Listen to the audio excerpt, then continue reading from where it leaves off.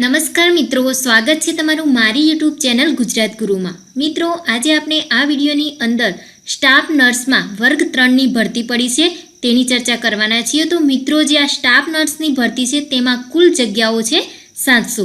તો મિત્રો, જે આ ભરતી છે તે પરીક્ષાનો અભ્યાસક્રમ શું હશે, પરીક્ષાની ફી કેટલી હશે, કોણ આમાં ફોર્મ ભરી શકશે, કોણ નહીં ભરી શકે, અને મિત્રો આમાં શૈક્ષણિક લાયકાત શું હશે, કેટેગરી પ્રમાણે કેટલી જગ્યાઓ છે, તે તમામ ડિટેલ્સ આપણે આ વિડીયોની અંદર આજે જોવાના છીએ। તો મિત્રો, તમે મારો આ વિડીયો અંત સુધી જોતા રહો।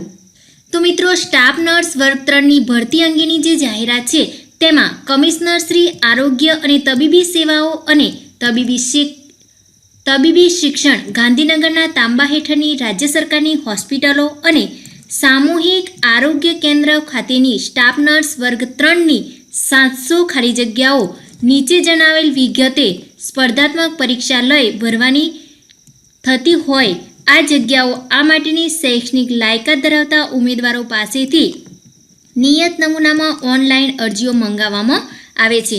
તો મિત્રો, આ જે ઉમેદવારો છે તેમને તારીખ 1/1/2021થી તારીખ 21/1/2021 સુધી આ વેબસાઇટ ઉપર આ ઓનલાઈન અરજી ભરવાની રહેશે। તો મિત્રો, આ જે વેબસાઇટ છે તેની ઓનલાઈન અરજી માટેની વિગત નીચે ડિસ્ક્રિપ્શનમાં તેની લિંક આપેલી છે, ત્યાં જઈને તમે સમગ્ર ડિટેલ્સ મેળવી શકો છો। તો મિત્રો, તમને ખ્યાલ આવી ગયો કે સ્ટાફ નર્સ વર્ગ 3ની જે ભરતી છે તેમાં તારીખ 1/1/2021થી તારીખ 21/1/2000 સુધી તમારે ઓનલાઈન અરજી કરવાની રહેશે। ભરવાપાત્ર જગ્યાના સંદર્ભે અનામતની ટકાવારી મુજબ જાતિવાર ભરવાની થતી જગ્યાઓ, એટલે કે મિત્રો અહીંયા કુલ જગ્યાઓ કેટલી છે? 700। કુલ જગ્યાઓ 700 છે, તેમાં એસસીની જગ્યાઓ રહેશે 49, એસટીની જગ્યાઓ રહેશે 105, એસસીબીસીની જગ્યાઓ રહેશે 189 અને અનામત વર્ગની જગ્યાઓ રહેશે 70, દિવ્યાંગની જગ્યાઓ હશે 56 અને જનરલ કેટેગરીની જગ્યાઓ હશે 287। એમ કરીને કુલ 700 જગ્યાઓની ભરતી થશે।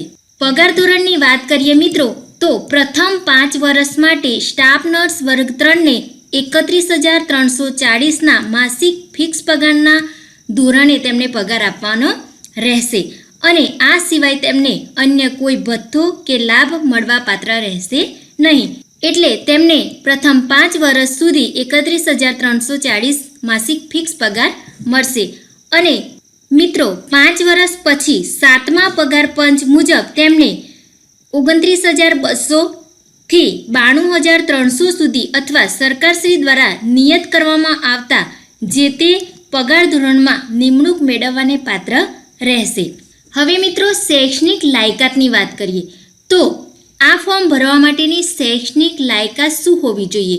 તો ઇન્ડિયન નર્સિંગ કાઉન્સિલ દ્વારા માન્ય સંસ્થાઓમાંથી મેળવેલ બેઝિક બીએસસી એટલે કે નર્સિંગ રેગ્યુલરનો ડિગ્રી કોર્સ અથવા ઇન્ડિયન નર્સિંગ કાઉન્સિલ દ્વારા માન્ય સંસ્થાઓમાંથી મેળવેલ જનરલ નર્સિંગ એન્ડ મિડવિફરીનો ડિપ્લોમા કોર્સ અથવા ઓક્ઝિલરી નર્સ એન્ડ મિડવાઇફ અને ફિમેલ હેલ્થ વર્કર જેવો રાજ્ય સરકાર અથવા પંચાયત સેવામાં છેલ્લા 10 વર્ષથી નિયમિત નિમણૂકથી ફરજો બજાવતા હોય અને જાહેરાતમાં દર્શાવ્યા મુજબની બીએસસી નર્સિંગ અથવા જીએનએમની શૈક્ષણિક લાયકાત ધરાવતા હોય તેવા પણ આ જગ્યાઓ માટે અરજી કરી શકે છે અને તેઓને સરકારશ્રીના પ્રવર્તમાન નિયમો અનુસાર વય મર્યાદામાં છૂટછાટ મળવા પાત્ર રહેશે, પરંતુ કોઈપણ સંજોગોમાં ઉંમર 45 વર્ષ કરતાં વધવી જોઈએ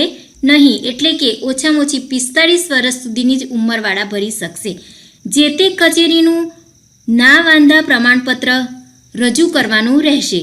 અરજી કરતી વખતે ગુજરાત નર્સિંગ કાઉન્સિલમાં રજિસ્ટર્ડ નર્સ અને રજિસ્ટર્ડ મિડવાઇફનું કાયમી અથવા સમયાંતરે રિન્યુઅલ કરાયેલ રજિસ્ટ્રેશન હોવું ફરજિયાત છે। અરજી પત્રકમાં રજિસ્ટર્ડ નર્સ તેમજ રજિસ્ટર્ડ મિડવાઇફ અથવા સમકક્ષ લાયકાતનો રજિસ્ટ્રેશન નંબર અવશ્ય દર્શાવવાનો રહેશે. અન્ય કોઈ પણ આધારો ગ્રાહ્ય રાખવામાં આવશે નહીં. ગુજરાતી અથવા હિન્દી બંને ભાષાનું પૂરતું જ્ઞાન ધરાવતો હોવો જોઈએ. એટલે કે આ પ્રકારની જે શૈક્ષણિક લાયકાત ધરાવતો હોય તે વ્યક્તિ આમાં ફોર્મ ભરી શકે છે. કોમ્પ્યુટર અંગેની વાત કરીએ મિત્રો, તો આ ફોર્મ ભરવામાં કોમ્પ્યુટર અંગેનું બેઝિક નોલેજ ધરાવતા હોવા અંગેનું કોઈપણ સરકાર માન્ય તાલીમ સંસ્થાનું પ્રમાણપત્ર અથવા માર્કશીટ ધરાવતા હોવા જોઈએ તથા સરકાર માન્ય યુનિવર્સિટી અથવા સંસ્થામાં કોમ્પ્યુટર જ્ઞાન અંગેના કોઈપણ ડિપ્લોમા અભ્યાસક્રમમાં કોમ્પ્યુટર એક વિષય તરીકે હોય તેવા પ્રમાણપત્રો અથવા ધોરણ 10 અથવા તો ધોરણ 12ની પરીક્ષામાં કોમ્પ્યુટર વિષય સાથે પાસ કરેલી હોય તેવા પ્રમાણપત્રો ધરાવતા હોવા જોઈએ. એટલે કે કોમ્પ્યુટરનું બેઝિક જ્ઞાન ધરાવતા હોવા જોઈએ, તેનું કોઈ પ્રમાણપત્ર અથવા માર્કશીટ હોવી જોઈએ. આ ઉપરાંત ડિપ્લોમા અભ્યાસક્રમમાં કોઈ કોમ્પ્યુટર વિષય તરીકે હોય તો પણ તેના પ્રમાણપત્રો જરૂરી છે. અથવા ધોરણ 10 અથવા 12માં પણ જો કોમ્પ્યુટર વિષય સાથે પરીક્ષા પાસ કરેલી હોય તો તે પણ જરૂરી છે. આ તબક્કે આ પ્રમાણપત્ર ન ધરાવતા ઉમેદવારો પણ અરજી કરી શકે છે, પરંતુ નિમણૂક મેળવતા પહેલાં આ પ્રમાણપત્રક અચૂક રજૂ કરવાનું રહેશે, અન્યથા નિમણૂક મેળવવાને પાત્ર ઠરશે નહીં. એટલે કે જો આ પ્રકારનું પ્રમાણપત્ર ધરાવતા હોય તો તે પહેલાં રજૂ કરવાનું રહેશે. આ સિવાયના પણ ઉમેદવારો અરજી કરી શકે છે, પરંતુ નિમણૂક મેળવતા પહેલાં આ પ્રમાણપત્ર અચૂક રજૂ કરવાનું રહેશે, અન્યથા નિમણૂક મેળવવાને પાત્ર ઠરશે નહીં. હવે મિત્રો પસંદગીની પ્રક્રિયાની વાત કરીએ તો આ પરીક્ષા કઈ રીતની હશે? તો આ પરીક્ષા OMR સ્વરૂપે લેવામાં આવશે, જેમાં નર્સિંગ વિષયના 100 પ્રશ્નો હશે તેમજ ગુજરાતી વિષયના પણ 100 પ્રશ્નો MCQ દ્વારા MCQ ટાઈપના પૂછવામાં આવશે. એટલે કે બે પ્રકારની એક્ઝામ હશે, એક નર્સિંગ વિષયની જે 100 પ્રશ્નો હશે અને બીજી ગુજરાતી વિષયની તે પણ 100 પ્રશ્નો હશે. પહેલું પેપર હશે નર્સિંગ વિષયનું, જેમાં ફંડામેન્ટલ ઓફ નર્સિંગ 20 ગુણનું રહેશે. તો મિત્રો જે આ નર્સિંગનું પહેલું પેપર હશે તેમાં ફંડામેન્ટલ ઓફ નર્સિંગ વિશે 20 પ્રશ્નો પૂછાશે, 20 ગુણનું રહેશે. બીજું હશે મેડિકલ સર્જિકલ નર્સિંગ જે 20 ગુણનું રહેશે. ત્રીજું હશે મિડવાઇફરી અને પીડિયાટ્રિક નર્સિંગ જે પણ 20 ગુણનું રહેશે. ચોથું હશે મેન્ટલ હેલ્થ અને સાયકાટ્રિક નર્સિંગ જે 20 ગુણનું હશે.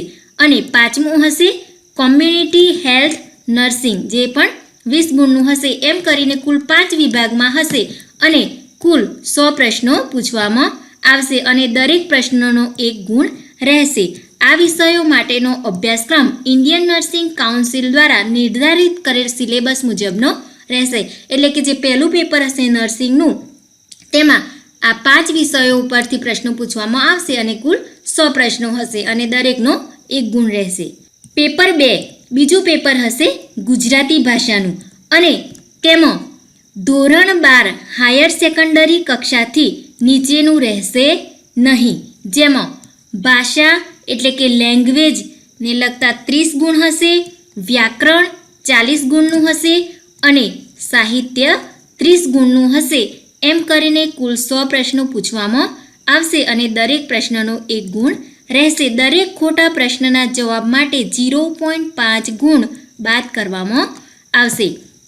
એટલે કે બીજું પેપર ગુજરાતીનું હશે, તેમાં ભાષાને લગતા 30 ગુણના પ્રશ્નો પૂછાશે, વ્યાકરણને લગતા 40 ગુણના પ્રશ્નો પૂછાશે અને સાહિત્યને લગતા 30 ગુણના પ્રશ્નો પૂછાશે. એમ કરીને કુલ 100 ગુણનું પેપર હશે. એમ કરીને કુલ આ એક્ઝામ 2 પરીક્ષામાં લેવાશે. એક હશે નર્સિંગ વિષયનું અને બીજું હશે ગુજરાતી વિષયનું. તો આ 2 એક્ઝામની તમારે આ પરીક્ષામાં તૈયારી કરવાની રહેશે. શક્ય ત્યાં સુધી આ પરીક્ષામાં સૂચનાઓ મોબાઈલ નંબર ઉપરથી SMS દ્વારા આપવામાં આવશે. આથી અરજીપત્રક જ્યારે પણ તમે અરજીપત્રક ભરો ત્યારે તેમાં મોબાઈલ નંબર અવશ્ય દર્શાવવો પડશે અને જ્યાં સુધી ભરતીની પ્રક્રિયા પૂર્ણ થાય ત્યાં સુધી આ મોબાઈલ નંબર જાળવી રાખવો જરૂરી છે. સ્પર્ધાત્મક પરીક્ષા માટે નર્સિંગ વિષયને લગતી પરીક્ષા 100 ગુણની રહેશે, જેમાં ઉત્તીર્ણ થવા માટે 50% ગુણ જરૂરી છે. એટલે કે તમે જે પ્રથમ પરીક્ષા હશે નર્સિંગની, જે 100 ગુણની હશે, તેમાં તમારે ઉત્તીર્ણ એટલે કે પાસ થવા માટે 50% ગુણ હોવા જરૂરી છે. જાહેરાતમાં દર્શાવ્યા મુજબના ઉમેદવાર ઉપલબ્ધ ન થાય તો પાસિંગ ધોરણ ઘટાડવાની સત્તા ભરતી સમિતિને રહેશે અને તે મુજબ મેરિટ યાદી તૈયાર કરવામાં આવશે. પરીક્ષા માટેનો સમય 2 કલાકનો રહેશે. એટલે કે આ જે નર્સિંગની પરીક્ષા 100 ગુણની છે, તેમાં પાસ થવા માટે 50% જરૂરી છે અને સમય કેટલો રહેશે? 2 કલાકનો. પરીક્ષા ગુજરાતી અથવા અંગ્રેજી ભાષામાં આપી શકાશે. હવે ગુજરાતીની વાત કરીએ તો ગુજરાતી ભાષાની પરીક્ષા એ પણ 100 ગુણની રહેશે, જેમાં ઉત્તીર્ણ થવા માટે 35% ગુણ જરૂરી છે. પરીક્ષા ફક્ત ગુજરાતી ભાષામાં જ આપી શકાશે. એટલે કે જે બીજી પરીક્ષા લેવાશે ગુજરાતીની, તેમાં 35% ગુણ હોવા જરૂરી છે, જ્યારે નર્સિંગમાં 50% ગુણ હોવા જરૂરી છે. બંને પરીક્ષામાં પાસ થવું જરૂરી છે, પરંતુ નર્સિંગના વિષયમાં તેમજ ગુજરાતી ભાષાના બંને પેપરમાં મેળવેલ કુલ ગુણના આધારે મેરિટ લિસ્ટ તૈયાર કરવામાં આવશે. એટલે કે આ બંને પરીક્ષામાં પાસ હોવું તો જરૂરી જ છે, પરંતુ આ બંનેમાં મેળવેલા ગુણના આધારે મેરિટ લિસ્ટ તૈયાર કરવામાં આવશે. હવે મિત્રો, પરીક્ષાની ફીની વાત કરીએ તો જનરલ કેટેગરીમાં સિલેક્ટ કરનાર ઉમેદવારો માટેની ફી કેટલી રહેશે? 300 રૂપિયા. અને બાકીના જે ઉમેદવારો છે, SC, ST, દિવ્યાંગ, માજી સૈનિક, આ જે બાકીના જે ઉમેદવારો છે, તેમને ફી ભરવાની રહેશે નહીં. જનરલ કેટેગરી સિલેક્ટ કરનાર ઉમેદવારોને જ 300 રૂપિયા ફી ભરવાની રહેશે. તો મિત્રો, આ એક્ઝામનું ફોર્મ તમારે ભરવાનું છે. તો તમારે હજી વધારે ડિટેલ્સમાં જો આની માહિતી જોઈતી હોય તો તેની લિંક નીચે ડિસ્ક્રિપ્શનમાં મૂકેલી છે, ત્યાં જઈને તમે ડિટેલ્સમાં માહિતી પણ મેળવી શકો છો. તો મિત્રો, વિડીયો પસંદ આવે તો લાઈક કરો, શેર કરો અને ચેનલને સબસ્ક્રાઈબ કરો. તો નવા વિડીયો સાથે ફરી મળીશું. Thank you.